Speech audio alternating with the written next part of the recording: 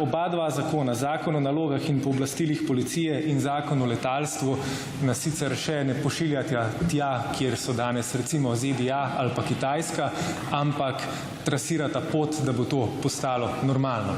Zdaj, jaz si ne bi rad želel živeti v družbi, kakršno imajo recimo na Kitajskem. Vam bom dal še en primer. Leta 2014 je nekdo v Srbiji povozil nekoga na cesti in potem ga je srbska policija tam ena 2-3 mesece iskala. Človeka niso dobili, so pa dobili indic, da je z letalom odletel na Kitajsko. In so kitajskim oblastem priskrbeli njegovo sliko.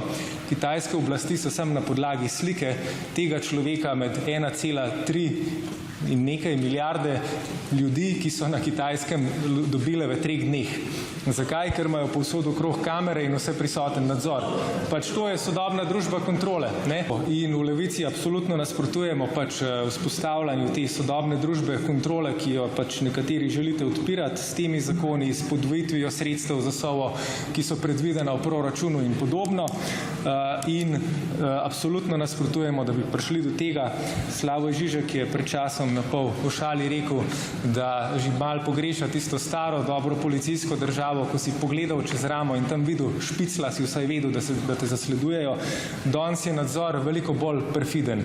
Je vse prisoten, ampak neviden, ker niti ne vemo, kdaj vse nas nadzorujejo nas pa na vsakem koraku.